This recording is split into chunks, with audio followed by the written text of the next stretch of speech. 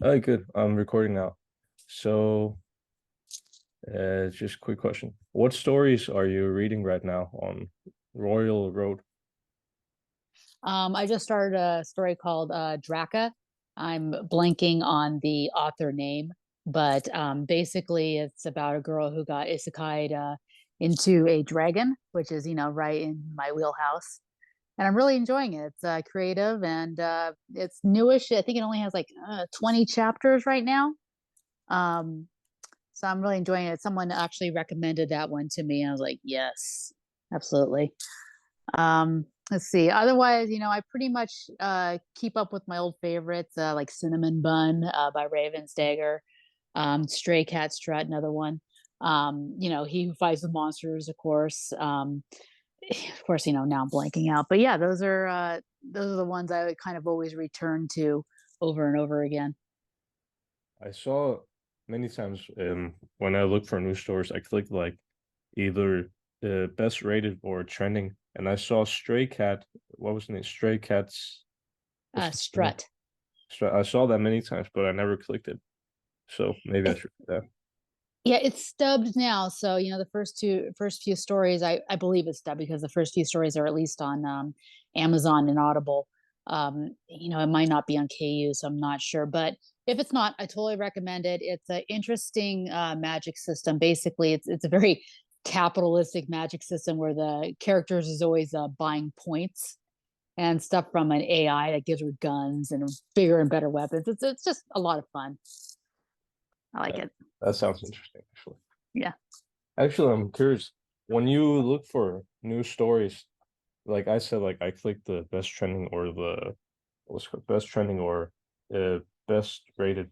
Do you ever click like advertisement? Like many times when I'm reading, I see like the advertisement, and sometimes I click those. Yeah, sometimes I get the meme ones, like the really funny ones that were going around, like the first laws of cultivation. That was really funny, and that got me to click. Um, Most of the time, though, no, I get a lot of people because I am an author. I get a lot of people messaging me asking for shout outs. So I always click and I always read the first few chapters to make sure they're good, make sure it's something that my readers would enjoy. And I've discovered a lot of good stories that way. But before I was actually just going on Rising Stars and the best rated and I think trending. Oh, most popular. That one too. Yeah, most popular. I didn't know people like ask.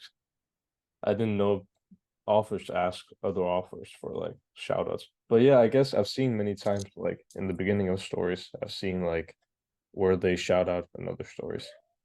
Yeah, sometimes most of the time they will do that. They'll just PM me in the inbox, and that's perfectly fine. As long as the story is good and it's something that I like and I think that my audience would like. If it's something just, off the wall or like very grim dark, I tend to say no.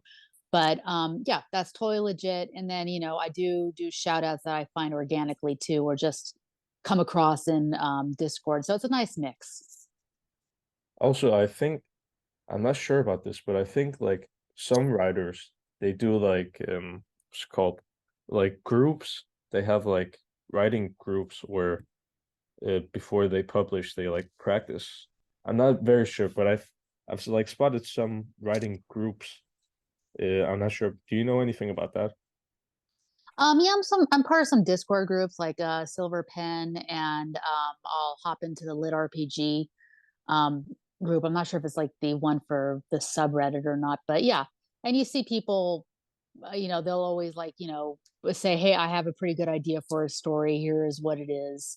What do you guys think of it? Or, maybe I'm stuck at this part of this world building, and you get like lots of good feedback from that. It is free, so you kind of get what you pay for sometimes in terms of feedback, but it's good to at least get some impressions that way. I also think I saw like one guy and his brother and like how I think it was like a group of five people.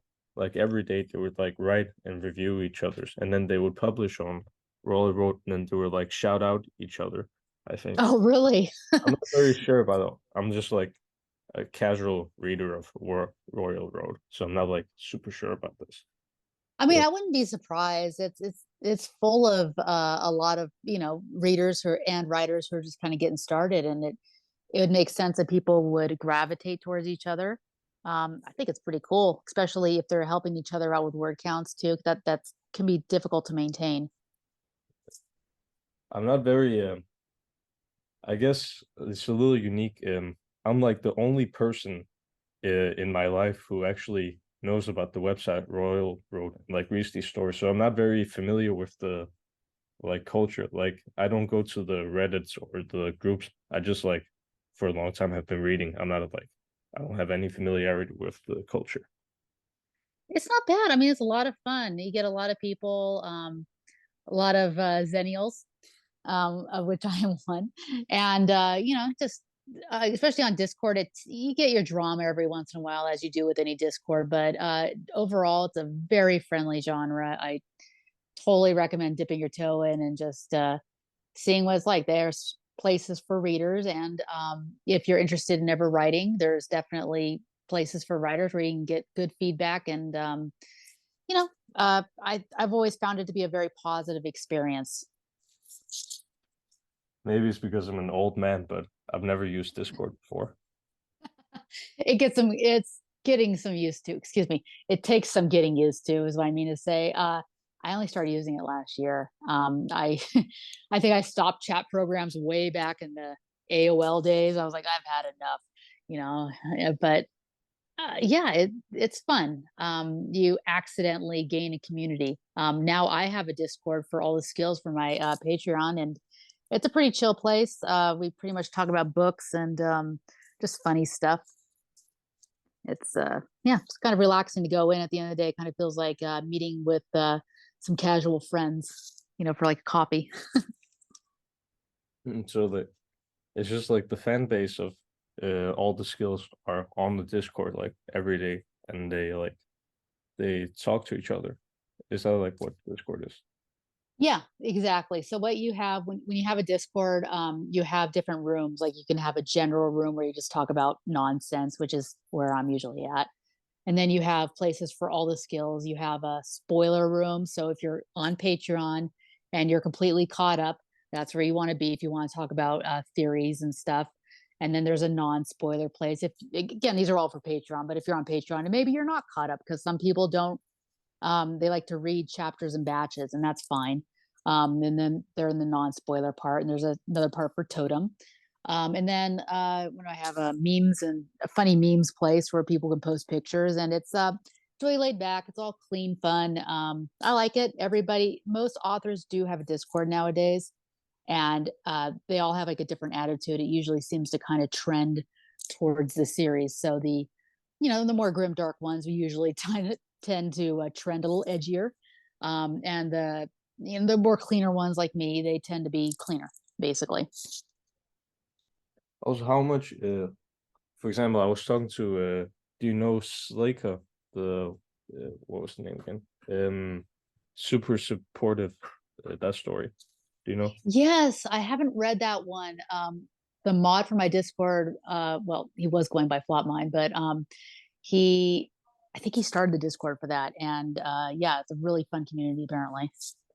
I was thinking like uh this. So he doesn't spend any time on the Discord, and you spend time on Discord. Do you think like spending if the author spends time on the Discord of his or her story, how does it like affect the story they're writing? Well, you definitely have less time because Discord can be a definite time suck. I have to make sure that I don't spend like all my writing time on there. But it kind of depends. Some authors they thrive off a community feedback. Some authors it seems like they kind of write with the community, and some authors they're like, nope, I don't need that. I don't need those other voices cheering me on. I know what I want to do, and I find it distracting. And they're off Discord. That's totally fine too. I personally find myself in the middle. I will disappear for days at a time. Um, and then I'll come back on like, hey, what's up?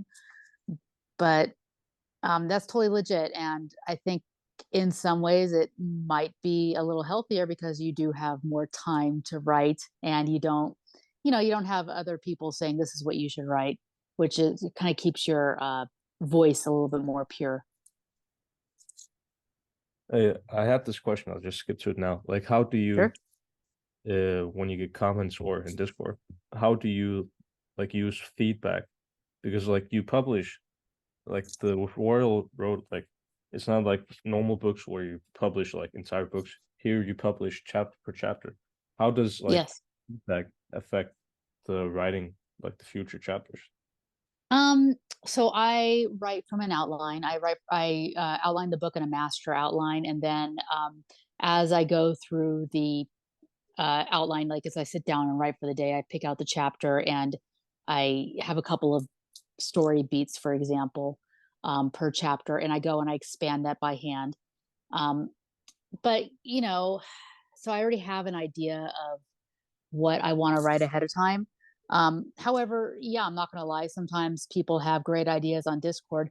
As an author, you want to make sure there's a couple things to keep in mind. One is obviously the legality. You want to make sure that this great idea, they can't come by and say, okay, great, now you owe me something because you got because I told you to write that character and you did. That can happen. Like Dakota Kraut, for example, actually has you sign a legal waiver because he has people watching as he writes live. So that is a concern of his. For me personally, I tend not to actually take audience feedback. It sounds bad, but usually I have an idea already of what I want. What will happen a lot of times, luckily for me, is people will accurately guess what's going to happen because I'm not trying to be, George R. R. Martin. I'm not trying to like pull a sneaky on people and decide, no, it's going to be anti what you think it's going to be. It's not to say my stuff's predictable, but I don't try to play too many like mind games with the reader. So a lot of people, they especially in Railroad and Discord, they do end up guessing what's going on, and hey, they're happy, and I'm happy too that at least when they guess, it tells me that my story is making logical sense at that point, and something they're not guessing something completely off the wall in that case. So I do take audience feedback, especially if things are going wrong, and I try to tweak, but mostly I just kind of keep to my vision. Getting sued sounds very scary. It does. It's like a horror story. I've never actually heard of it happening, but I don't know. I'm a creative, so I'm always thinking of different ideas. So I would suck getting sued just because of Discord. yeah, could you imagine? Could you imagine like bringing that to Discovery and like the jury? You're like, oh my gosh. Let's forget about getting sued. Let's see. Wait a minute. Let me. I want to ask this. How did you get started writing fantasy, and like what drew you to this genre? So I've always written fantasy in one way or another. When I was a kid, I actually started with fan fiction. So, to kind of date myself, I started with Animorph fan fiction. So I've always kind of been attracted to the sci-fi and the fantasy side of things. Um, so what drew me to the genre specifically was finding Royal Road. Came across it one day, and before that, I didn't think that there were many places other than maybe Wattpad where you could put an original story up and people would actually read it. I thought that people would only read fan fiction. Um, I've had parts of all the skills bumping around in my head when I saw what lit RPG was, and I saw that there was a way to quantify that magic system and move it into stats or cards. Like with all the skills, there was kind of a big light bulb moment. I'm like, wow, there is a way to actually make this story and this magic system work. Because for so long, I've had this story, but the magic system, it was just, it didn't have any boundaries. And that was actually making it difficult for me to really understand what to do with the plot. So it was finding lit RPG was really a pivotal moment for me. Also, yeah, you did. So when I found your story, I was reading like many lit RPGs, like the numbers, like many like kind of random or like kind of arbitrary numbers and then like your system, the one with the card, like it still had like the kind of the number system, but then the card thing was like very unique and like what made me stay and read the story. Like the card system, because I'm not very sure, but it was like it made you very curious, like the randomness, but also like I'm not very sure, but like the card system was what like drew me into the story and made me read all the chapters. How did you come up Oh, with the idea for the card system? thank you. Well, I've been, once I first discovered lit RPG, I just started like reading just voraciously all the books and stuff, voraciously, all the books that I can get my hands on, and a couple of them were Jake's Magical Market and Goblin Summoner, both which deal with cards. And I played some Magic the Gathering as a kid, so I was definitely familiar with the idea of Magic cards. And I thought this having something that you could switch in and out, like a skill or a power that you could switch in and out, really felt like it gelled with my story. And the original idea, I don't think I ever wrote this in the books, but it's not a big spoiler, but all the magic is contained into cards, so it makes it easy to understand. You get to play around with the visuals describing what the cards look like. The higher rarity of the card, the more elaborate the card looks. And having the descriptions set out, like having the rank of the card, the description, the type of the card, um, and then like a short paragraph of what it could do, it makes it easy for the reader and the writer to kind of find again these boundaries, so your plot doesn't go way off the rails. So it just kind of came to me that this was the perfect system for the story I wanted to tell. It's a very good system. Like Thank you. not I don't think it's only me, but many people like the like main like dopamine rush when reading your story is like, what's the next card gonna be? Or like what's the like skill? Yeah. Also very smart, like making a skill card was very smart because then you can also create the dopamine rushes from the small skills. Very smart. Ye Yeah, thank you. Yeah, the classes and, all the individual skills he gets, and then I have fun combining them. So, yeah, it's a it's a fun little cheat. It just kinda came to me while doing the outline, and, it really clicked into place, the different levels of cards and everything. It was kinda weird. It kinda felt like it was almost meant to be the way that it easily clicked into place after struggling with this plot for so long. So, it was a very nice feeling. It's very good. It's like I'll just say from my perspective as a reader, there's like you get the mini dopamine rushes from when he levels up his skills or like gets a new skill, and then you get like the major dopamine rushes when a new card he gets a new card. That's like how the dopamine rush feels when reading your story.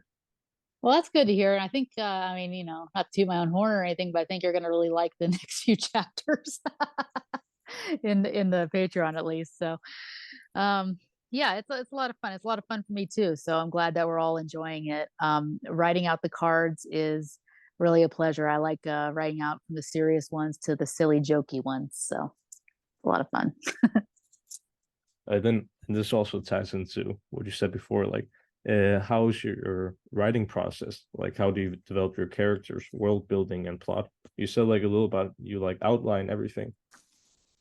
I do. So I try to outline I try to do a little bit of mix of both. I, of course, outline the plot, the whole lore of the world. To some degree, I don't need to know like every single thing that happened, but I need to know enough to tell the story. Of course, the magic system and the major beats, down to the chapters. Um, and then the character. Um, it's a little bit of both. I have some ideas on the characters. I have some like hard lines that he will not cross, and some likes and dislikes, but a little bit of Arthur and everybody else I do kind of find as I'm writing, because I find that it's a little bit more spontaneous that way. Um, and it does bring a little bit of originality. And sometimes, I'm sure most writers will say this, the characters tend to do whatever they want sometimes. Even if I have a nice outline, sometimes something that I expect will be a chapter ends up being like three chapters, because the characters just tend to have a lot to say. Um, but Yeah, basically, again, I take from the outline, I write it down, beat by beat, like handwrite it from the main story beats, which is like usually, yeah, it's usually like three or four plot points, what's going to happen in the chapter, and I expand that. And it takes 20 minutes or so. And then the real work comes, I actually dictate, because I'm not sure if you can tell, but I like to talk. And so I dictate the first draft, and then kind of depending how messy it is, I can either edit and adjust from there, or sometimes I'll take that dictated draft and then I'll actually type it out if it's just a hot mess, which does sometimes happen. But then from there, it's I edit it and it's ready to go onto Patreon, and then from there, railroad. So for the outline, you use handwriting, and sometimes you also use dictation. Yeah. So I have the huge outline, the master outline. I have this three or four story beats for each chapter. I hand write a longer version, so basically a summary, expanding those three or four points, and then I dictate based on that. So each step kind of expands a chapter more and more, from a couple of sentences to 3,000 words. Hmm. Okay, so there's like no. I assumed like all writers do like how you say how do you say? So it's like let's say you have 4 points, and then you like switch. 1 point you write a little, and then 1 point, the next point you write a little, and then next, and then do you like? Is it like Oh yeah. linear writing, or like you jump back different parts? It kind of depends. Because I tend to write chapter by chapter, it does have to be linear because they're going out to the readers. I think if I were to write like a whole book and then publish it, without sending it chapter, without doing the serialization, I probably would go back in time and adjust some things, and then go forward in time and fix things out. But serialization, you do have to write fast, and it does have to make linear sense. um, that being said, I there is definitely a difference between what you see on like Railroad and then what you see on Amazon, because I go through it again and I make sure that everything matches up. Like I took out like a card or two that didn't matter on the Amazon version, like one that made him sober when he drank alcohol. It doesn't matter. And little things like that. Make sure that all the stats match up and the character motivations are as clear as they should be. I don't remember the card that made him sober. Yeah, it was like a nothing card, and it never appeared again, and I totally forgot about it too. I mean, it was in the outline, but just it had no impact on the plot. So I was like, no, this is going. Like let's see. I understand. I also want to ask this. You said like for the inspiration of all the skills, two stories, Goblin. What was it? Goblin Summoner. Goblin Summer, and the other one. Which Uh, story inspired all the skills?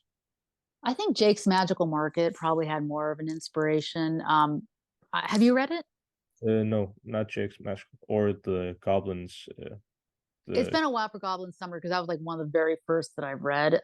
So it was a couple of years ago now. But Jake's Magical Market, it's a post-apoc. So basically, a system post-apoc where everything gets wiped out. A system's in place. The system happens to be with cards. Everybody's given one card, and then you get more cards by either selling them or going into a dungeon. I think they might be dungeon rewards. It's been a while. Um, our systems are a little bit different. They don't, obviously I wasn't copying him, but that's the general gist of it. Eventually the story moves on to kind of a more cultivation slant. But yeah, if you liked my story, I would totally recommend Jake's Magical Market. It is one full story for the book. Apparently the guy's going to be writing a second book. I don't know how, because the full book it does feel rather complete, but I totally recommend it. um, excuse my pets in the background. Oh no, my dogs too. I'm sure you heard them. Wait a minute.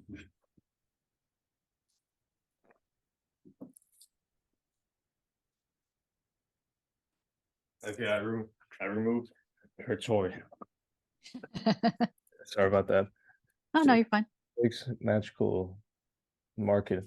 I Yeah. maybe I'll read that one because I really like like the card aspect. And the only story I've read so far on Royal Road is your story with the card aspect. Oh yeah. I don't think that it's on Railroad. I think it's just on Amazon. It was put out as a straight up book, but I still recommend it if it's on Kindle Unlimited. If you get that, you can get it for free. Otherwise, it's a good read. Oh, yeah. I normally don't read like Kindle, but it actually sounds pretty interesting. And since like it's like a full format book, maybe it has like more, how do you say, not to talk bad about the Royal Road stories, but you can like kind of like feel the difference between like a story that was published chapter to chapter and like a story that was published like full story. Oh So yeah, there's like kind yeah, of so maybe okay, maybe wait, let me write yeah. that. The act of serialization, it kind of does it does change the format a little bit. It's harder to do.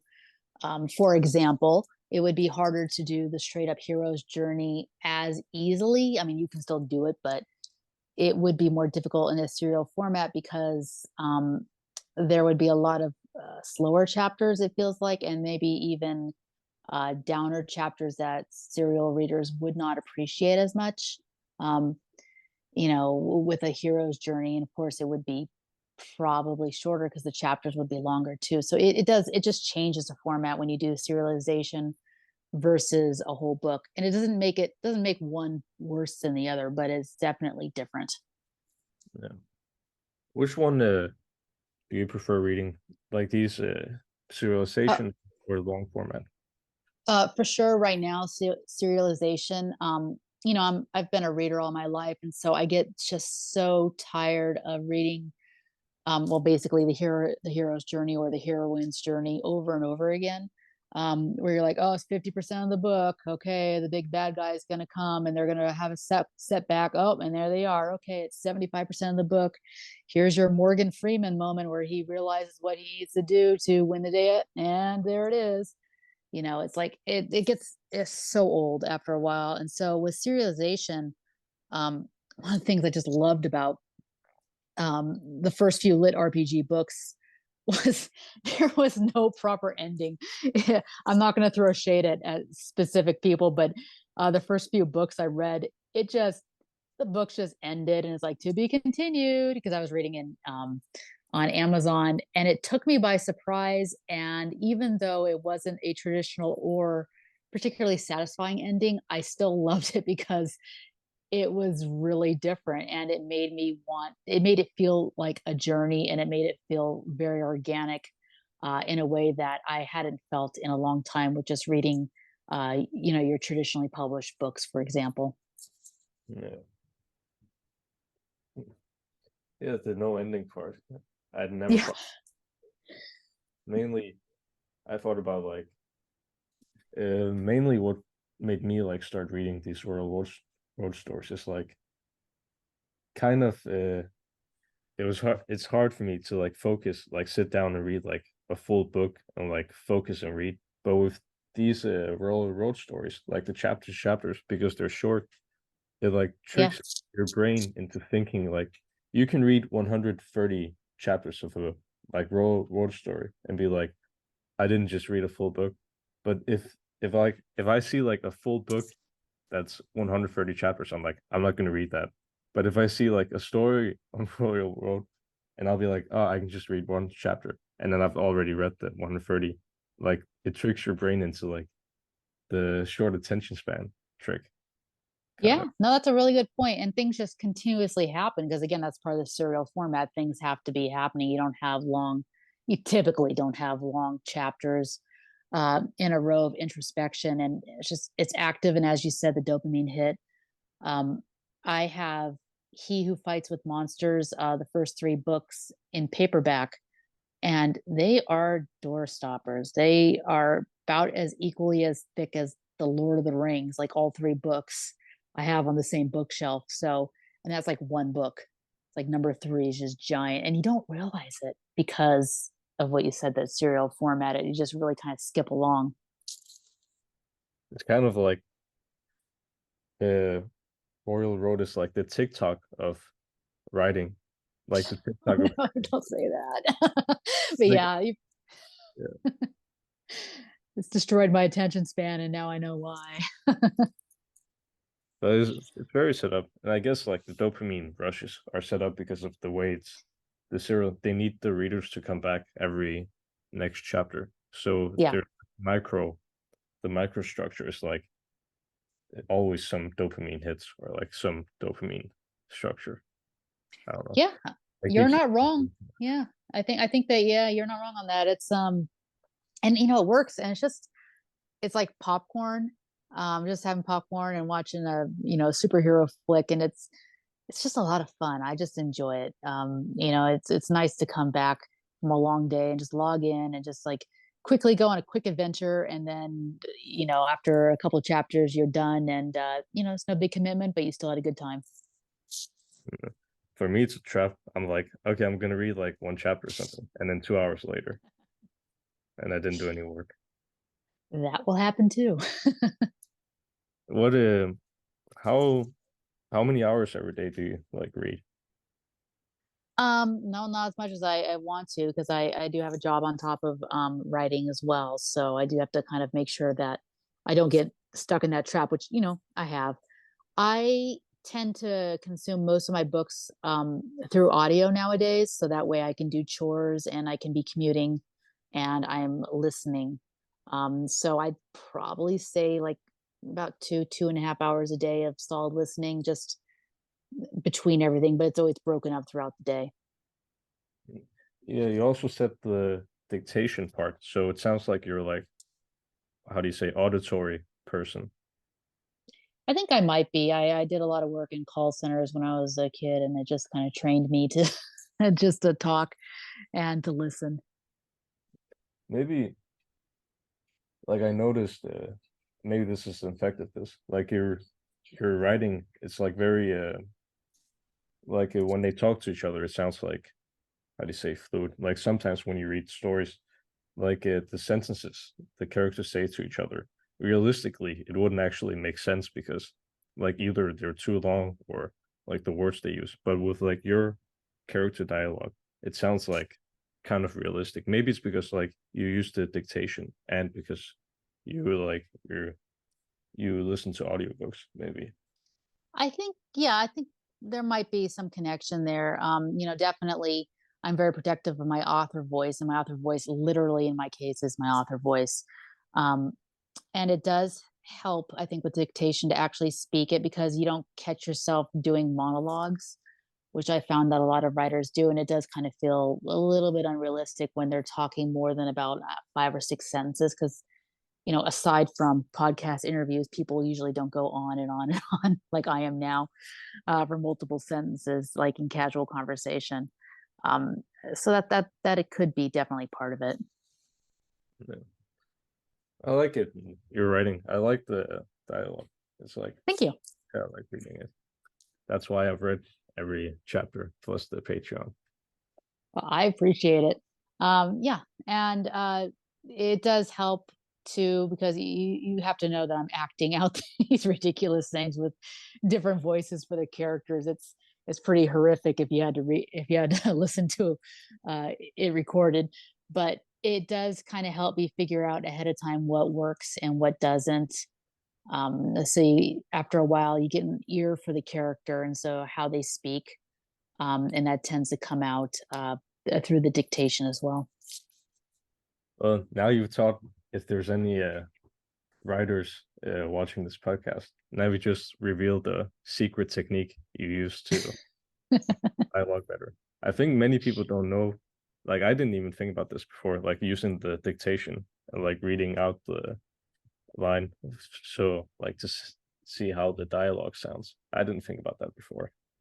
Yeah, and then another secret is you can actually have the computer read back to you, which is really good during editing, and you catch a lot of missing words, because when you're speaking, you tend to drop a lot of words, or at least I do. Um, and you don't even realize it, and then your eyes skip over it because you expect the word to be there, so you're not looking for it specifically.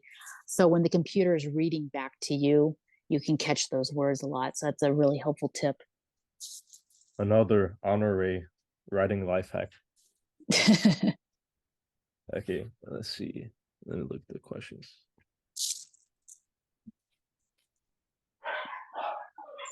Oh, I can hear you, dog. Yeah, they just got sent outside and they get all excited. Oh, here's a good one. Um, how is like your writing schedule? You said you have like a job and you don't want to get caught up with like reading. How's your writing schedule? So typically, I do the job first, and it's luckily it's a very early situation. So I come back, start the job 4:35 to kind of depending on the day. Um, I come back usually around like 11, have something to eat, and then I kind of sit down and I try to write. Um, assuming that there's no chores or adult duties that you have to do to make sure that there's nothing like the kitchen isn't terrible or something, for example. But then, yeah, I try to write, and usually I'll write slash dictate for usually like 3 hours or so, and then afternoon duties come. You have got to start dinner for the family and all that good stuff. And then I usually post. I'm sure you've seen at least late at night my time because I want to give it another edit and make sure it's as good as it could possibly be. And I usually post and then go immediately to bed and then just start over again the next day. So every day, 3 hours on your writing. I try. And life gets in the way a lot. So sometimes, I don't get that 3 hours in and then I'm kind of grumpy for the whole day because it just, you get used to that kind of self expression. Um, I could be writing right now instead of have to go to the store. Um, but yeah, I try at least 3 hours of hard writing a day. And then editing is on top of that because you have to spend a good dedicated amount of time making sure that it actually looks good too, especially with dictation. It can appear sometimes pretty messy sometimes. Yeah, I tried the dictation tool before, and uh, the AI isn't the best at converting audio to, so it sucks. Yeah, it isn't. I use a couple of programs for that. I trade off and on between Dragon and Microsoft Word. Actually, it's been pretty good recently. But yeah, it's sometimes it just feels like it just doesn't want to work and it like won't dictate. It will only dictate like half a sentence at a time, and I don't realize it until a few paragraphs down and I have to go back. And some days it just doesn't want to work. Also, I wanted to ask, like, some some writers like Slate Up, they managed to make like wait a minute. Hey, Some you dropped off. Could you repeat that? can you hear me? I can hear you now. Yeah. Some writers like Slate, they managed to make this like their full-time job now. Do you Yeah. think you'll ever be able to make writing your full-time job? I have been considering it, especially since book two came out, and I realized, okay, the first one wasn't a fluke. Maybe I have something on my hands here. Um, but with the issue, of course, I'm in the United States. I got to think about healthcare, and that's kind of a situation. And also, my job happens to be of the old school time that has a pension. So I'm gonna be, if I do go full time, it would be giving up a lot. How much So.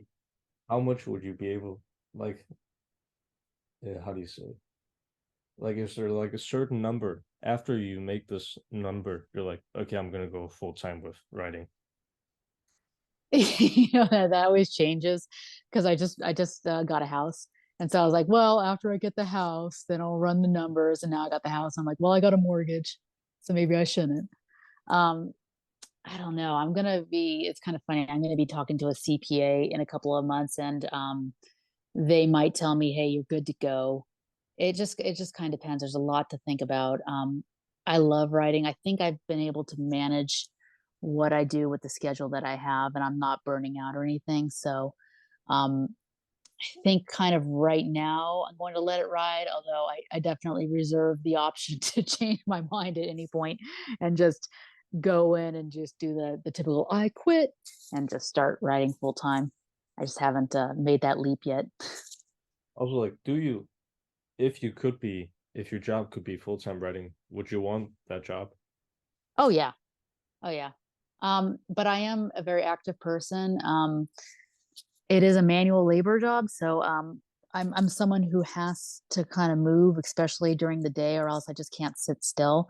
So I'd have to like replace it with the gym or something, pretty intensive. And I don't know, then I'd be spending a lot of time at the gym. So it's like, would I be gaining those hours back? I just don't know.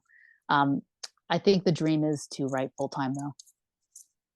What about like going for writing walks? So when you write, you have your microphone and then you do your dictation while walking.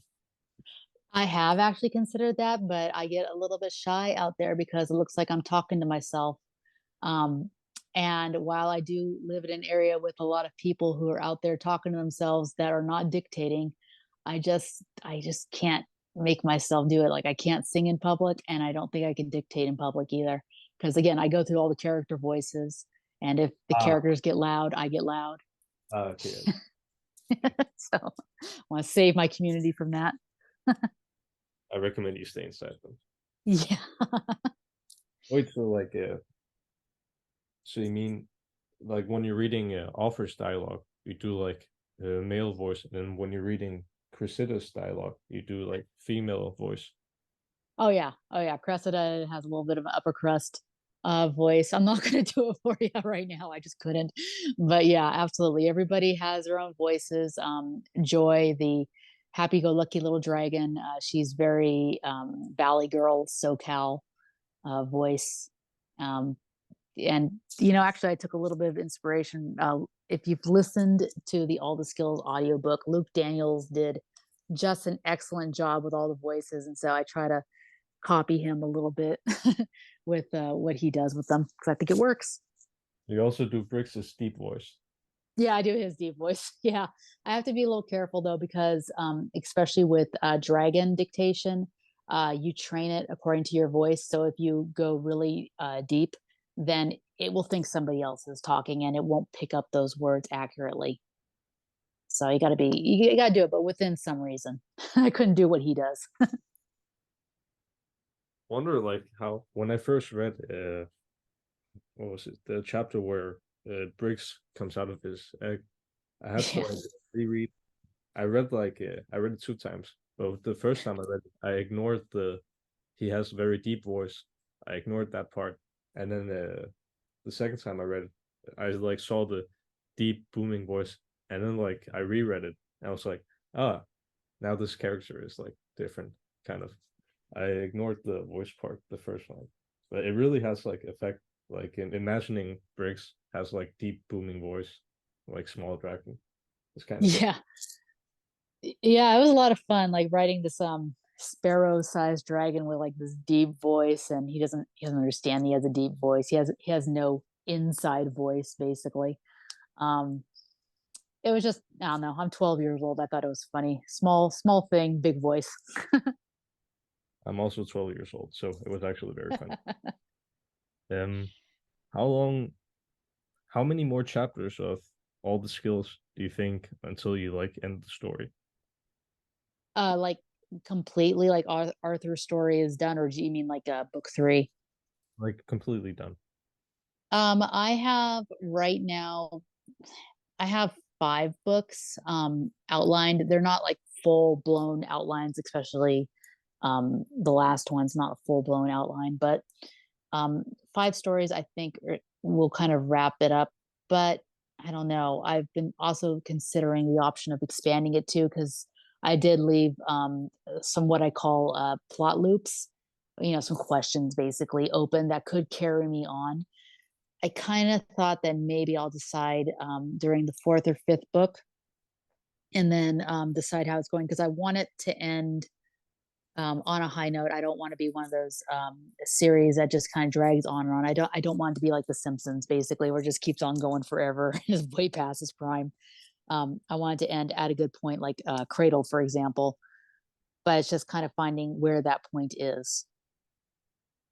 And so after you finish this story, the author bricks Cressida Joy story, will you like make a new story in the same universe with the same laws, or will you like decide to start something that's like completely new? Oh, yeah, actually, it's funny that you mentioned that. I am writing a side story. I'm casually writing it.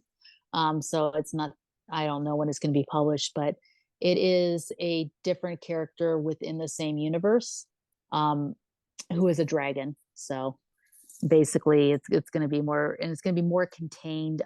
That one is a hard 5 books, and then I stop, maybe 3 if nobody likes it.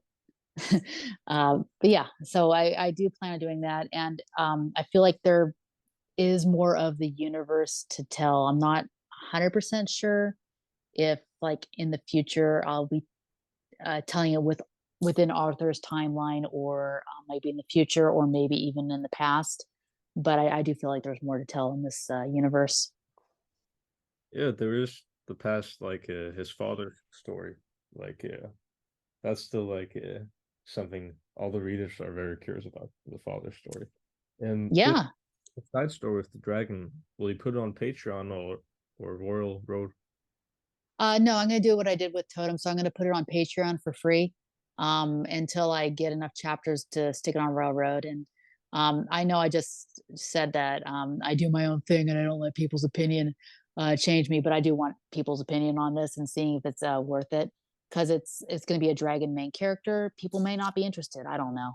Um, it's going to be fun. It's Her name is Crystal, and she has the power over crystals. So I got to figure out how I'm going to write that without every single word in every single sentence having the word of crystal in it. So we'll see how it goes. And you'll do like with Totem, is it like I forgot how it is. With Totem, is like you buy the $10 for the all the skills, and you also get Totem, or is it like two separate Patreons? I'm not sure. So what it is, and poor totem readers. I haven't been publishing much on that because I've been moving and stuff, and some story had to be cut, and it was totem. But I will be reposting on that again soon. But the way that it works right now is it's $5 per story. So if you're only interested in all the skills, you can pay $5, just get all the skills, and get it up to, I think we're on like chapter 42 of book 3 right now. So it's a pretty good deal. Um, it Totem, again, $5, you get all the chapters of Totem, and I think we're on chapter 20 something. Um, and then if you pay $10, you get both. And What? then so That's eventually with Crystal Rain, oh sorry, yeah. the price is so low. That's like $5, and that's like super low prices. Yeah, it is. I know everyone tells me that. Everyone on Discord, for example, has been telling me to raise it for a while. I don't know. It's a good deal, and you poor guys, you got. I mean, I try to edit as best I can, but you're really getting the rough draft. So the way that I justify it in my mind, as a Patreon person, you've seen it. I publish the chapters when I'm happy about it, so they're not on a set schedule. I try for 3 times a week. Recently, it's been 2 times a week because I've been moving and stuff. Um, but that's my justification. Hey, you're only paying $5 for it. You're still getting like 30 chapters ahead of Railroad. It's just that the schedule is a little wacky. I think if I were to, let's, I've been advised to double it. I'm not going to yet, but if I were to double it to $10, for example, then in exchange, I mean, I definitely have to have it on the set schedule. There's, at that point, you're asking for more money, you have to deliver more. So it might be a good thing overall. I just haven't done it yet. I think I'm also subscribed to other patrons. Compared to them, like they charge $10 for what you already do. So I kind of feel like you're the one getting the bad end of the deal because you're providing the same value, the same release schedules as these other writers, and you're getting like half of it. So I kind of feel like you're the one like needlessly getting the bad end of the deal. That's like just my Yeah, I subscribing. mean, Yeah, I hear what you're saying. It doesn't feel that way for me, honestly. I do like interacting with people. It feels like I should be paying you guys, not the other way around. Um, it's just I don't know. It kind of feels like I've told other writers this, and they've said the same thing. It kind of feels like I've hit kind of a loophole on life. I get to put out stories that I love to people, and it's like the rough draft version. Let's be honest here. Again, I try to edit, but there could always be better editing, and people will pay me for it. Yeah, it's $5. Other people do charge more. I don't know. In the honorary universe, inflation hasn't hit. Let's just at this point, I have no intention of upping it. I am happy with what I'm charging people, and I like that they can pay for the cost of a book that they pay on Amazon, and they can get 30 chapters. I don't know, it feels like a good deal for them, and I'm happy with it. I have, I'll try a little mind trick. So if if you upped it to like the $10 normal, then you would be able, maybe in the future, you would be able to do more writing and more editing because you're getting more out of it. And then you're giving the readers more value because they care more about reading your writing than nobody cares about $5. So they care more about like reading your writing. So you would actually be helping your readers if you put the price up. Well, let's say, okay, so now that things have calmed down in my life and I've all moved and I have no more excuse, no more, things coming up that I can see down the road. I do plan on getting on more of a regular publishing schedule. So you're like, okay, Monday, Wednesday, Friday, you're getting a chapter. If I can do that continuously, then at that point, I would feel comfortable, um, probably upping the cost. But I'm just really bad at asking for money. I think I told you I used to do call centers when I was young, and I was a salesperson. And turns out I was really bad at that too. It's just asking for money is difficult. That sucks. Yeah, but I am happy where I am now, and especially with Amazon. I'm not to be crass, but I'm not suffering. Um, I'm very happy with what all the skills has brought into my life. Let's put it that way. Mm, yeah. I guess I think realistically, if you up the price to normal, I don't think anybody who likes the story would actually leave. But then again, it also Oh sounds my like gosh. from your perspective, it must be like very scary. Like maybe you think, oh, if I do this, maybe all of them leave, or like a big part of them leave. So maybe it's also scary for you. Oh, it's very scary, but also, people do leave. Like when I told you I was giving away Totem for free, uh, for the first like I don't know, like 12 chapters or so. I gave that for free, and then I did the $5 one, and I'm not sure if that post is on there, but yeah, people were not happy, even if I warned them ahead of time. I was like, okay, it's gonna be $5. What? So yeah, it is definitely a scary situation, and um I don't know. I just kind of feel like with my Patreon, um, I found a happy balance. And again, it is a good deal, and I get to say with a clear conscience that subscribing to my Patreon, it is a very good deal. Everybody should do it, and I feel comfortable saying that. I'm not 100% sure if it was like $10 for the same thing. I don't know. I think Split the maybe difference, go seven. maybe this just like how the money is made on like these Royal Road. I think it's like this, or at least this is how every time I paid my dog, every time I paid for a Patreon story, it was more like I read all the stories on Royal Road, and then I was like, okay, I need more. Like impulse Mhm. decision, I need more. And then I click like, does he have Patreon? Like check the button if he has the button. If there's no button, like search the username. Is there and then I would like I wouldn't even look at the price. I would just like buy fast and then read everything. And then I would forget about like being subscribed. And then now it's been like many months, and I'm like, for example, with you, that's like how I subscribe to yours, like just impulse, and then you forget about. Then you're like, okay, I'm already here. Let me keep subscription. So I think mm, I have no experience. Well, But I think like maybe like some of your current readers would get mad but the system would still be the same. Like guys like me, they read the story, and then hey, I need to read the rest, impulse buy, and then you subscribe to the Patreon. Well, I will tell you this. Rumor has it, and this has been a rumor for a while. They keep pushing it back, which is annoying. But rumor has it that Railroad is going to be adopting a Patreon-like system. Um, so what will happen, apparently, is you can get advanced chapters straight on Railroad. You don't have to go on to Patreon, um, which is just excellent for the readers and the authors. I don't know how the payment setup is going to be that way. So when that happens, um, I might be forced to reassess because there might be actually a minimum at that point. I don't know one way or another. I think Royal Road should have done that like many years ago because Oh I my think they only gosh. make money from advertisements, so they've been losing a I lot. know. Like Yeah, for they're literally sitting on a gold mine and they're like dragging their feet about it. It drives me nuts. They've been promising this to the authors since I first heard about it in January. So it's yeah, they should be doing it. it's like why wouldn't they do it? It's like dogs being why wouldn't I, they? This dude, it's like free money that Patreon is just taking from them. I don't understand why they don't have it already. It yeah, shouldn't be I so know. hard to program.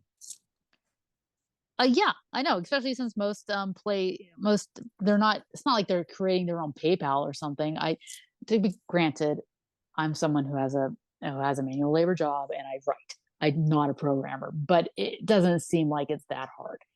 Um, Especially with the amount of money that's just sitting there for the taking. I just don't understand why it's not a priority, but hey, maybe there's just something I just don't understand. I don't understand. I actually have background in like this, like online money processing. And for like these kind of stories, for example, your story, and the majority of the stories, like safe for work, non-sexual, non-violent stories, it would Mm. be very, very easy to get like payment processors like Stripe or like PayPal. It's very, very easy to get them to help you process payments. So there's no like a legal or bank limit. So I don't understand what they're thinking. So Yeah, it's a lot of money they're leaving on the table. To kind of give you an example, Patreon for me, they take 8% off the top. There is actually a second site that kind of does this. It's just for authors called Ream, REAM.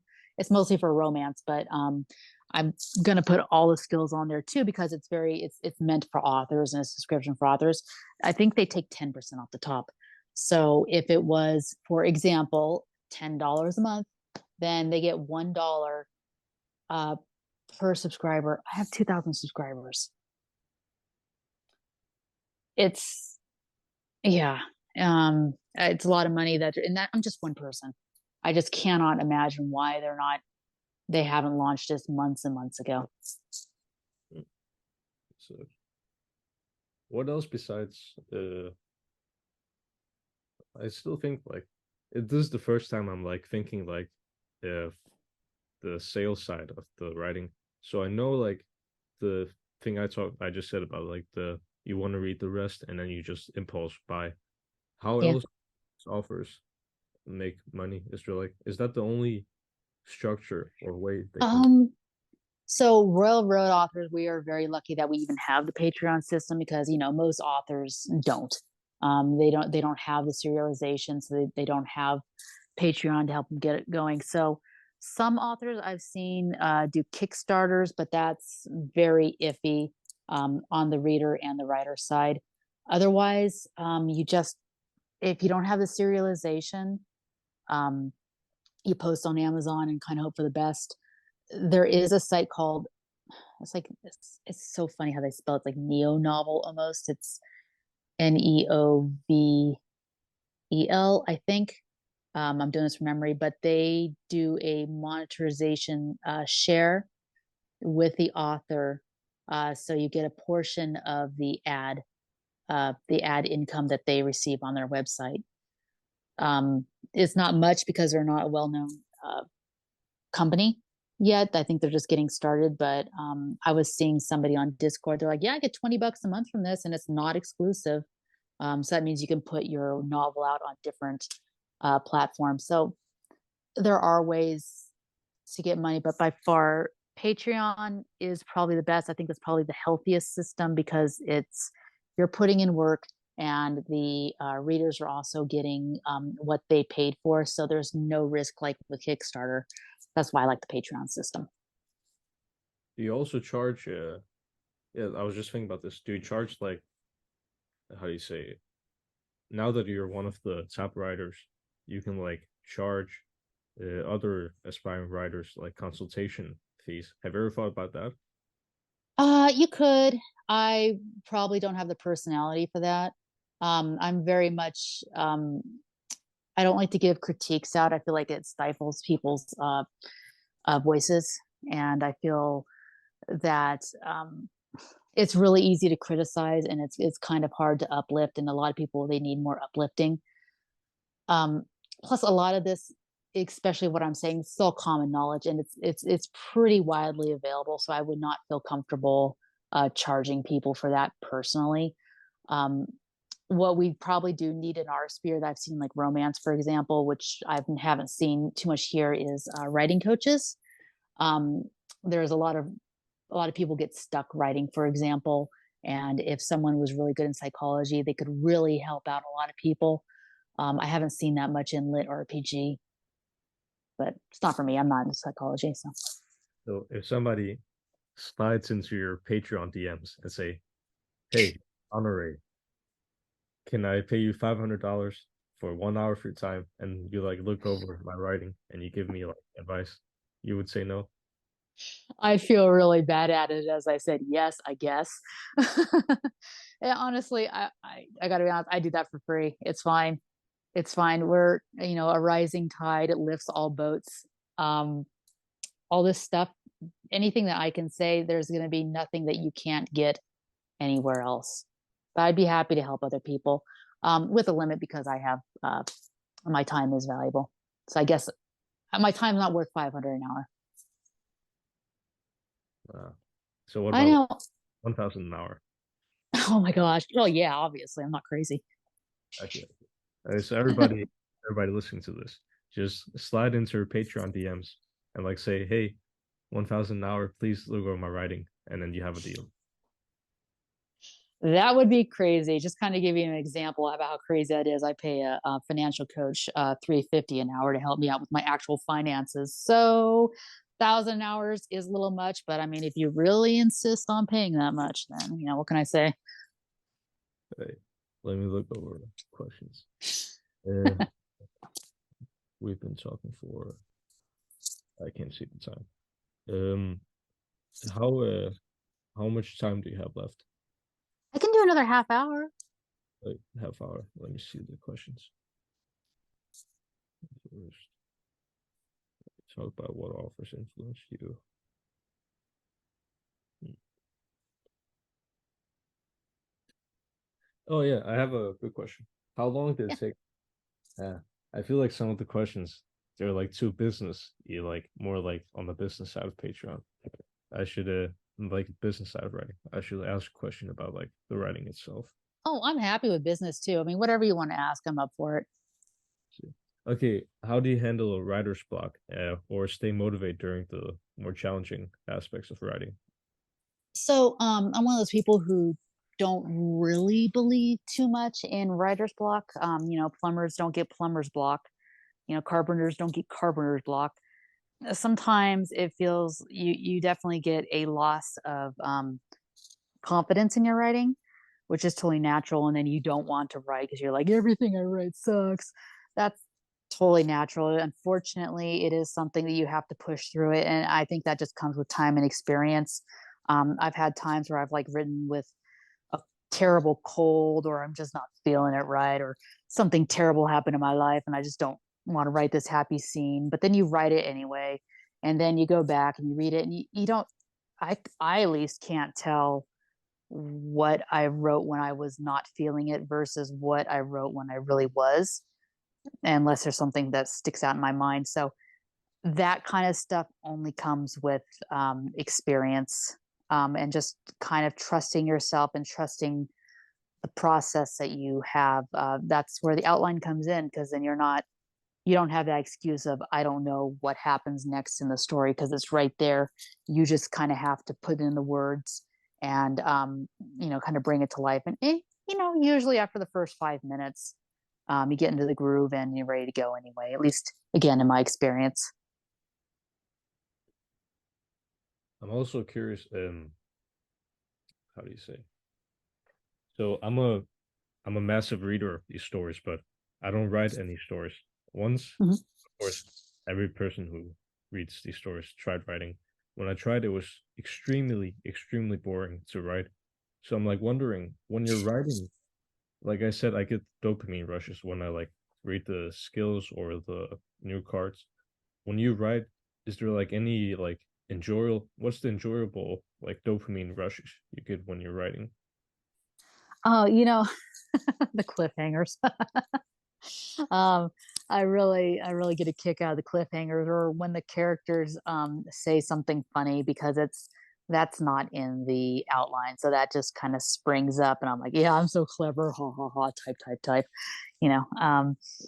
But uh if you are bored, then chances are your writing is a little bit stale. So that is unfortunate. So one of the great things about serial writing, especially in our genre where we just kind of want to get to the point, is you can skip the boring parts. You don't have to sit there and write out the boring scene. You can summarize it. You can tell and not show within reason to skip to the boring parts and get to the most interesting part that you find interesting and that you think the writers, or excuse me, the readers will be interesting, will find interesting. So like when you're writing something and how do you say? So if what you're writing is interesting, you find it like enjoyable to write it. Yes. Yeah. So I some writers do this and they find and readers do find it interesting. I'm not throwing shade on them, but like some writers, for example, they'll go into very long multi-page detail about the character will come to the crest of a hill and look over a city and they will just explain what that city looks like for just pages and pages and pages. I tend not to do that because I personally don't find that interesting. So I will have the character immediately either at the edge of the city immediately or in the middle of the city and kind of drop in a few details here and there because I find that more interesting personally. There are writers who can pull that off. I'm not one of them, but I haven't received a lot of complaints that no, there's not enough detail here. So I think my method at least works for me. Your method, at least for me, like when I click new stories, if the first thing I read is like a long description, like a Yeah. monologue about the city or like the world itself, I will like in 2 seconds I will click away from the story. So when I like click your story, it wasn't that. So I was like, okay, I keep reading, but I can't handle those like long, I don't know, like those long descriptions of the world, like where they start with the world first or the city. Like I can't handle reading those. Oh yeah, and that all comes with experience. For example, my story originally, the outline called for it to start.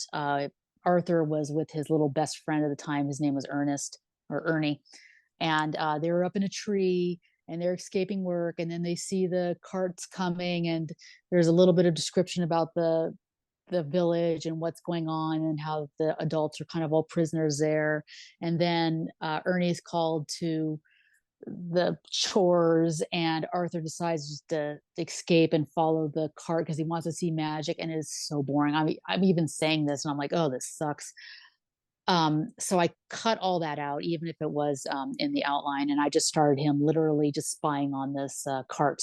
So you can do stuff like that as an author. Um, you can start the story at the interesting point, and you have to make that decision with every new scene. You can't start a scene at a boring point unless it's extremely necessary.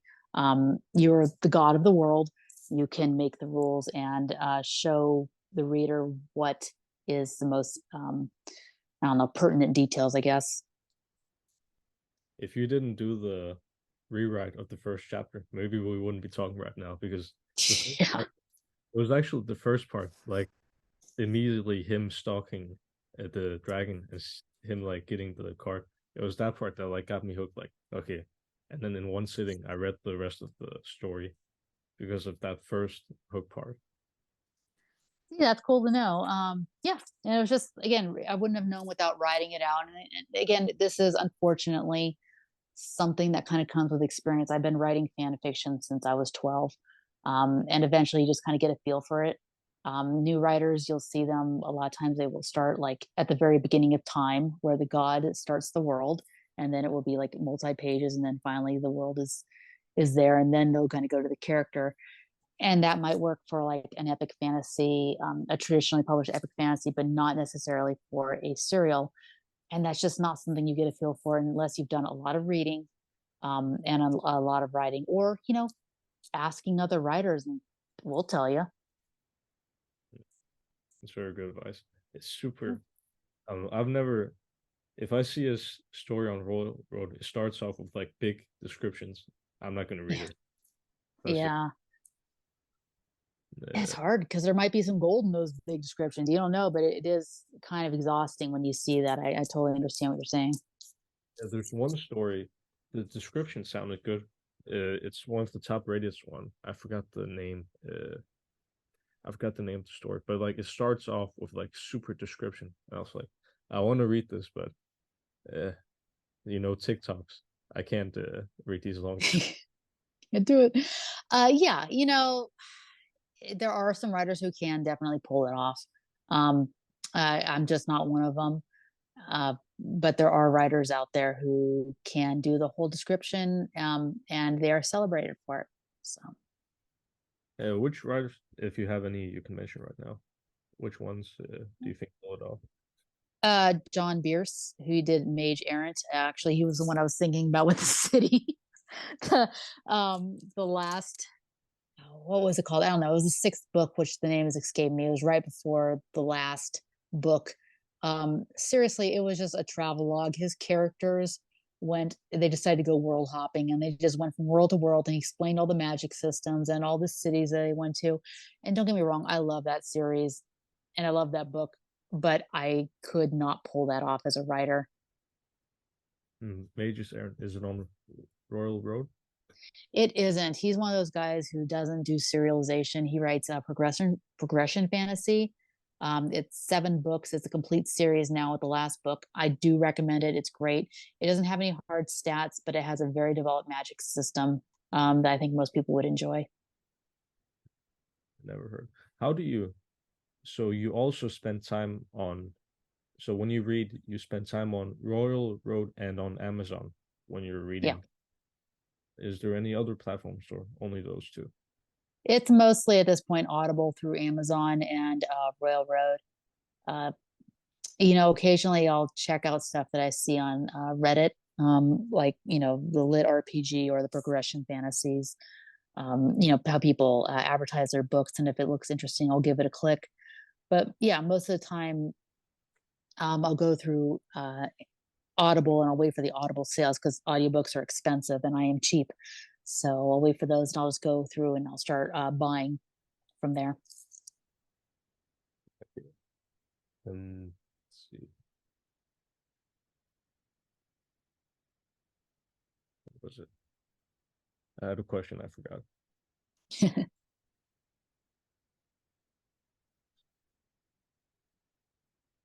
I forgot the question. I'll just look here. That's Um. fine. Oh yeah. Here's the question. Um. Like you said you tried Wattpad and Royal Road. Is there like any other platforms like the main ones, or is it like Royal Road the main one in this like kind of writing community? I don't really know. Uh, Royal Road is definitely the biggest. It's like the Amazon of free lip RPG. Um, Scribble Hub is another one, although a lot of their stuff is more like light novels, and a lot of like harem stuff you'll find on Scribble Hub. It's not 100%. You can find some good stuff there too. Um, let's see. I hear Space Battles. It's actually an old school forum. I hear that there's some good stories on there, but it's not going to be like in an easy type to digest format like Railroad. It's actually on a forum where there's a post and then someone writes in and they're all linked. Um, let's see. Another one is um, the subreddit's called Humanity Fuck Yeah. So it's like HFY subreddit, just the acronyms, and those tend to be like humans doing awesome things, I guess, is their thing. And you can find some pretty good stories there. That would be the top few, I'd say. I mean, out of that, you should find some pretty good stories. So Royal Road is like the main one, the It is. big one everyone tries to go on. Yeah, it's the big one, and it seems to be getting bigger all the time. So it's good. How old? When did you start reading and publishing stories on Royal Road? How many years ago? So I started reading. I think I discovered it um, last January, I think. And then I read for about, a few months, maybe like three or four. And then obviously I branched down to Amazon too to kind of get an idea of the genre. And then I believe that I started posting all the skills in June.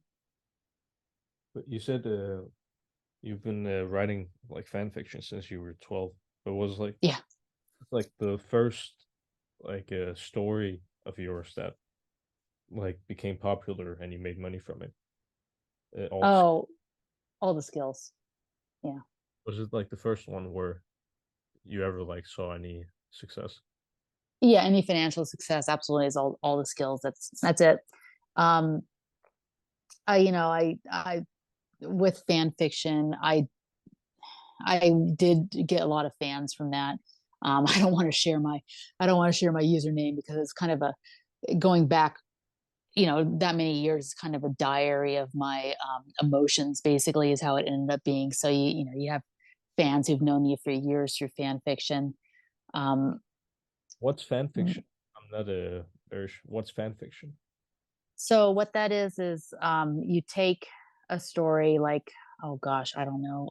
Let's say Game of Thrones, for example, and you're like, you know what, the ending of Game of Thrones really sucked. I can do it better. And so you rewrite the end of Game of Thrones how you would do it, and you post it up for free. And people read it and they go, yeah, it sucks, or yeah, I agree, Khaleesi should have done that, or whatever. Um, being the internet, obviously there's a lot of not clean stuff on there with fan fiction too, and that's kind of how it gets it's that's how most people see it. But the way that I usually did it was writing alternative versions of that fan fiction. So one that I ended up taking down because it just got too long is I thought that in my hubris I thought that the Hunger Games kind of went off the rail in book two. So I decided I was going to write a better book two. And so I did that and I posted on this site called Archive of Our Own. And it has been since taken down, so no one will find it. But it was just a lot of writing practice, a lot of getting feedback, and especially with fan fiction, learning characterization because you have to make sure that the characters sound like their original counterparts and they speak and think like that. So it was a lot of fun. Um, I did do ghostwriting actually. Um, Before I did all the skills, I ghost wrote romance books, but that was to kind of put food on the table, and I was working off someone else's outline, so I really don't consider that my writing. I was just the vehicle to put words down and to get money. Uh, Wait, but uh, yeah, I think ghostwriting is where somebody pays you to in secret like write for them. Can you explain what's ghostwriting? yeah. What So I have to be a little careful here because I'm actually under some NDAs. But generally, the way it works is you receive an outline, and that outline is very detailed with the characters, the what happens at each point. That's what helped me learn the outline too, just reading these. And you write the manuscript as the ghost. You write it in the author's voice as best as you can. So I did some research and wrote and read previous books from that author to make sure that the voice matched. I submit the manuscript, they edit it, they post it under their name and they get all the royalties. I got a flat fee. How did you uh, is like you became popular because of the Hunger Games story, and then they like reached out to you and said, "Hey, you want to be my ghostwriter?" No, there those two things weren't linked. I just happened to be right place and right time. I just knew somebody who was looking for a ghostwriter, and I was like, "Hey, I write fan fiction," and they said, "Yeah, send me a sample. Here's a scenario. Send me a sample," and I did, and they sent me back a contract.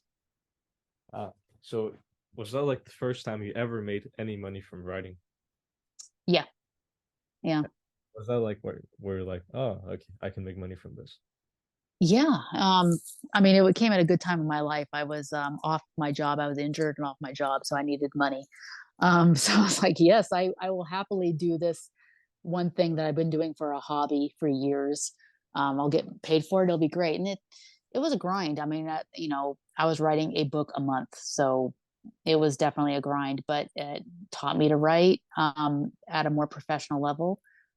Again, taught me outline, taught me characterization. So I'm very grateful for it.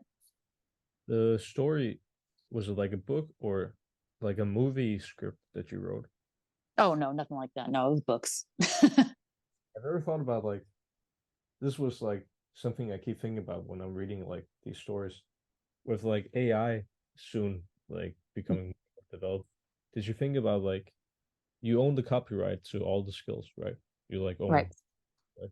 Did you ever think about like giving all the text to an AI and then having the AI like make the like a movie version or like a anime version? Or did you ever think about that?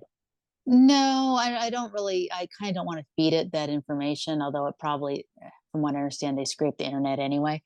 Um, but no, it's not something I'm necessarily interested in at this point. I have played around with Chat GPT because I was like, oh, maybe you could help me with my dictation, clean it up, and it changes your voice even if you tell it not to. I don't really. I'm not really too worried about it yet because what I've seen that's coming out of Chat GPT is not it's not great. It is functional, but it's not great, not yet. And that's another reason about keeping the day job is hey, it's not great yet. I don't know, but 3 to 5 years down the line, you know. I meant how to say I meant like you own the copyright. So for example, if it was good enough, would you consider like making a movie like you made the audiobook? Would you consider making a movie of the all the skills and you like own the copyright and you get all the money from it? That's what I meant. Yeah. Oh yeah, absolutely. I mean, that's definitely something that I have considered selling those rights. I haven't been approached by anybody, but from what I understand, at least at one point, Netflix was approaching independent authors looking for different scripts and things, especially when Bridgerton blew up from them. Um, it is a consideration right now at this point with the various strikes going on. I don't really see that happening. But if a Hollywood producer came up to me and said, "Hey, I think we can do something with this," I'd be absolutely open to it. It's not something I'm actively pursuing at this moment. I think you said so we have a road story that's like adapted to movie format. Do we have like any of those? No, I don't think so. I know that the beginning of the end, I don't think that, I'm not sure if that was ever on Railroad or not, but that was a web novel. Of course, there's Solo Leveling. That's another web novel. I don't know if Hollywood has really picked up on the lit RPG trend other than that one movie with Ryan Reynolds, Free Guy, and maybe the Jumanji movies, but it's still very much in its infancy. I just don't think that that's a thing as of yet. I was considering because in Japan they have like this system where they have a website like Royal Road. I forgot the name. They have like this kind of website where offers to like the fictions, and then they have a system where the very good stories there get adapted into like comics, manga, like comic books. and then the very good comic books get adapted into like animated stories. So that's Well, that just would be crazy. Yeah. I all I can say is I would be open to that. It's not something I've personally explored yet. I'm mostly worried about making sure that I'm putting out the books of the quality that I want. But if you do think of that name, if you can shoot that over to me, I'll take a look at it. I don't think anybody has ever done it before. Like at least like in the Western Royal Road, I don't think they have like this kind of system. Like No, I don't think that they have that kind of pipeline in the West. At least I've never heard of it. they should have it. They can make a lot of money from it. I know, it's a shame. That would be a really cool opportunity. Well, let's keep my eyes open. It's just something that just hasn't kind of struck me yet. I've just been really focused, author brain, been really focused on writing. I keep asking questions back to the business side. I think That's fine. I have a very boring like business personality when I'm talking to my friends or family. They say I have very boring, like always talking business. Like, so I apologize. I'll ask how much time do we have left? Oh, we'll have it. Let's do another 15. Uh, I'll find a good question about writing. Not, Okay. I promise, no more talk about business. I Uh, will say that when I listen to podcasts, at least like author podcasts, I love the business part more than the writing part. So just for whatever that's worth. I'm just scared of talking too much about this. My family and friends say it's a big problem I have. So I'll Oh, asking business questions. Let me think. Hmm.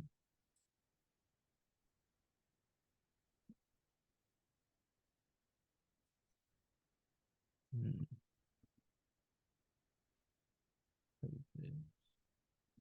We're almost through with all the questions. Um, wait, which one you only wrote like, or the stories I've seen are like fantasy lit RPGs. yeah. Which would you like most, like fan fiction, romance, or this lit RPG fantasy?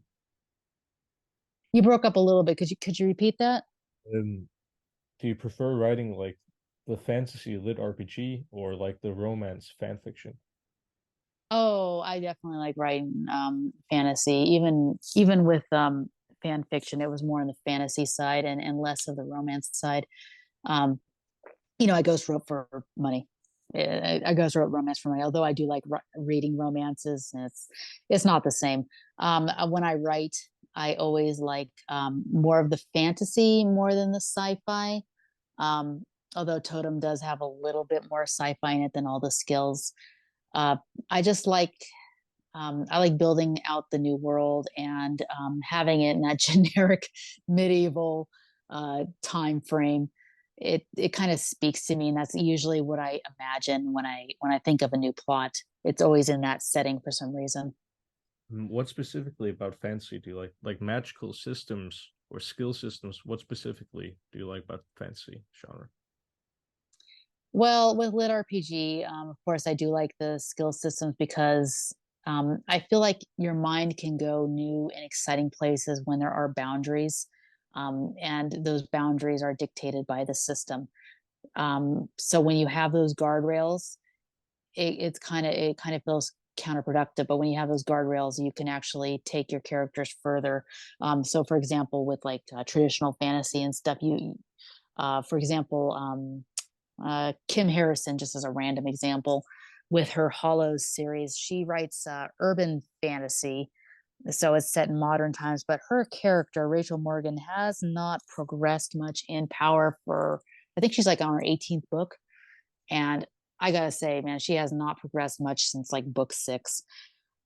So that would not fly with lit RPG. You would literally have the numbers scaling up, and there would be some power creep, sure, but your character would become progressively more powerful, and you would see it as a writer. Your readers would see it, and because you always have to up the stakes, you can take more chances. Um, so with fantasy, uh, you can always there's a lot of problems that can be fixed with magic and a lot of problems that can be introduced with magic too. Like for example, you could always have like a creeping death magic. Um, that would just be like, yeah, it's aura magic. That's death, for example. Instead of if you tried that with sci-fi, you would have to explain, no, it's a virus that was created at this in this lab, and you'd have to have a few levels of explanation. With fantasy, you do have that shortcut. It's magic. And then you can kind of move the plot forward at a faster clip. So again, that's another reason that I do enjoy fantasy more than sci-fi Um, which in genre writing. and which genre do you enjoy most reading? Also fantasy or Now with reading, actually, I read a little bit of everything. Actually, read a lot of romance, and I do read a lot of hard sci-fi. Um, I still read Star Trek books, and I read, of course, I'm blanking out on the titles, but I read a lot of space opera where it's basically Star Trek, but it's written by independent authors, so they're in different starships with different crews and stuff. And then I enjoy the lit RPG too. Right now, I've been really enjoying Path of Ascension. It's been a lot of fun. That's on Railroad as well. If you ever want to check that out, Primal Hunter, Beware of Chicken. Those are ones that I've read recently or listened to recently on Audible. Beware of Chicken? I read um 200, 100 chapters, 200 chapters. I know Beware of Chicken. It's a fun one. I don't know. I'm still on book two, so I don't know where it is on. I'm not checking on Railroad. I actually just want to listen to the Travis Baldry narrator version, and it's so calming and it's a lot of fun, and I can listen to it with the family in the car and not have to worry too much. So it's good. What do you think about like I think they're called Sia, how do you say like the cultivation? What do you think about Ask me. genre? I love them. I mean, I like them. I don't know how to say it correctly because I'm just like the basic person. But um, I got introduced through Beware of Chicken. I've read First Law of Cultivation, which is pretty fun. Um, of course, Cradle, but that's very, very light, and that's more cultivation than Xantia. I'm going to say that wrong. I read A Thousand Lee by Tao Wong. Uh, it's still kind of an emerging genre for me. I with Totem, my second series, that is more of a cultivation with a few of those themes, but I don't really feel too confident yet in that genre to really explore. Um, basically, kind of give that genre the respect it deserves, because I'm just want to just do the cultivation with the lit RPG slant, if that makes sense. Yeah. Also, like how to say, I haven't really read the cultivation because um, with the lit RPG, like your stories, it's like more progression system is very easy to like Yeah, see it is. these cultivation stories. For example, Beware of Chicken. Okay, there's progression like building the house, but the progression felt more like vague and kind of like uh it was hard to get my dopamine rushes because the cultivations were like kind of I don't know how to say like not set in stone like in your story. Here's the magical card, here's the skill, here's like the numbers. In those cultivation stories, it's not like how you say numbered. I don't know how to say it. Yeah, no, I do. Cultivation tends to be a little bit more of a softer magic system, and then lit RPG is a harder magic system with the rules and the numbers. Um, that was the same issue I was coming up with, was originally trying to write all the skills. I only knew about soft magic systems where, for example, like Harry Potter is a very soft magic system. There's magic. We don't really know the boundaries. Is there mana? How do they even make their spells work? That's never explained. So it's very soft and everything's very open. With Beware of Chicken, there's mentions of, like, I don't know, the initiate phase and the profound phase. I still don't exactly know what that means. Like, um, but Beware of Chicken's such a good story. I kind of don't care, but it is harder to kind of feel that okay, the character has leveled up to this phase and now they have to go to the next phase, whatever that's called. You don't really have that roadmap in front of you. I think I mean it's been more than a year, so I don't remember Beware of Chicken that much. But I think I stopped reading it because also it was very annoying, like overpowered main character. That was kind of annoying to read. Like Yeah. oh if there's challenges in the future, but it was annoying. I think I like stayed I read the story in the beginning because I thought Chicken was super funny. So Yeah. that's why I like read the story. But yeah, I don't remember Beware of Chicken that much. But I just remember like the vagueness was very like I'm not sure, annoying to read. I'm not sure how to say it, but I didn't like the vagueness of the cultivation system. Yeah, and that I could totally see how that could get to you. There are ways to make cultivation more of a harder magic system, like for example, Path of Ascension. It calls itself lit RPG, but really it's cultivation. And um, while they cultivate, they also have levels, so you understand what's going on and where they need to go next. Um, I believe the beginning of the end. I That's a book that I like. I only read like the first book. But and that was in the very beginning. But I believe that they actually had a color system with their cores, with their cultivation, which made it also easy to understand. So there are ways to do it if you do like the harder magic system. But do you prefer like in the future, will you keep writing only lit RPG or like will you go cultivation sci-fi? What are you gonna write in the future? Totem is more cultivation, but it is a little bit on the harder side. I think kind of going forward after Totem, I will be going to lit RPG because with Totem, it's more of an homage and it's kind of a joke. Instead of like cultivating to defy the heavens or whatever, he's cultivating himself into his spirit animal, which happens to be a goose. So it's a it's a jokey story. But yeah, in the future, I think that lit RPG is where it's at. I don't know what tropes I'll do. I really do like the idea of kingdom building where you have a town and you build it out. I think something like that might be fun. Right now, my most of my focus is really on all the skills and all the cards and the secondary story, Crystal Rain, which will eventually come out. Crystal Rain. Yeah, and it's reign like you're a king and you're reigning over somebody. You're reigning over your kingdom. Crystal Reign. Rain, not rain. Like Yeah, yeah, not like rain coming down from the sky. yeah, Crystal Rain. Wait, And I so just misspelled that. I'm very bad at spelling, by the way.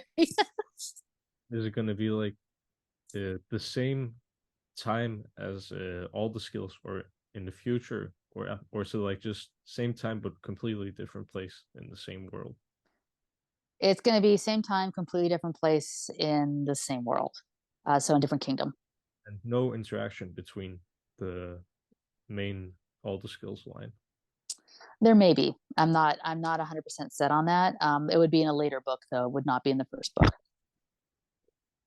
Well, I don't have any more questions. I wrote down Jack's market, so for that one. But It's Jake's magical market. So Jake's Jake's, Jake's yeah. magical market. You really sold me on the story description, so I'm gonna read that one. But Oh, you'll enjoy it. It's a good one. Yeah. I mean, was that the one with the card It aspect? is. So yeah, that's a system apocalypse, and everybody gets a card. I believe his starting card is a time card, so it's a lot of fun there. Um, as a warning, the plot does kind of take a U-turn in the middle of the book into more of a cultivation slant, which some people didn't like. I thought it was fine, but just kind of a warning. It's still a great book. I totally recommend it. I'll read this one. Well, Yeah. I don't have any more questions, so thank you very much for doing this interview. I think is this the first interview we've done before?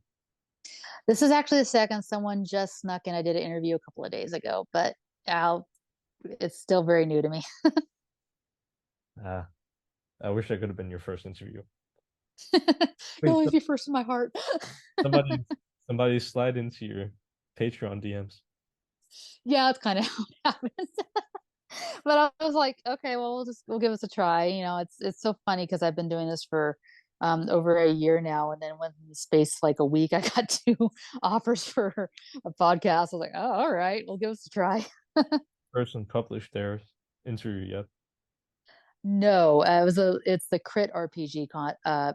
I think I It didn't mentioned that, publish. and yeah, So it means if I publish right now, I can say first interview, and it's actually you can. You would get the first. I don't know when the second one's coming out. I have not been told. So, okay. I'm gonna edit this interview very fast, or I think there's no editing. But I'm gonna send you the final version, and let's upload it today. And I'm gonna title it "First Interview Ever with Honore." okay, all right, deal. Now I'm a little mad that they got. How did they get the? Did they write you at the same time as I wrote you? And then within a couple of days, yeah, it was really funny. It was just one of those things like when it rains, it pours. Ah, this sucks. I wish I was the first, but I'm still gonna title it "The First Interview." The All first right. interview Honore ever did in her career. Oh my God. I can go with that. That's fine. But that's the secret. You have to be on the same page with the same story. So yeah, we'll go with that. Now I don't. Who's this crit? Or who's this crit podcast? I've never heard about him before. Yeah, Crit RPG. I think they started very recently. I think there's like 10 episodes. Yep. I don't know. If Crit RPG is watching this podcast, well, I'm a little mad you stole my. I wanted to. Well, thank you for today, and have a good day in PST. Well, thank you. Yeah, I really enjoyed our interview, and yeah, thanks. I definitely, yeah. I mean, for my second or first Your first. podcast, I definitely enjoyed myself. I definitely had a good interview. I was worried for a second that it might feel like a job interview, and it did not feel that way at all. So I was very happy. Sorry for asking too many business questions. Maybe that's why. No, I really like the business stuff again when I listen. So maybe the listeners feel the same. Hopefully. Well, thank you and have a good day. Thank you too. Bye.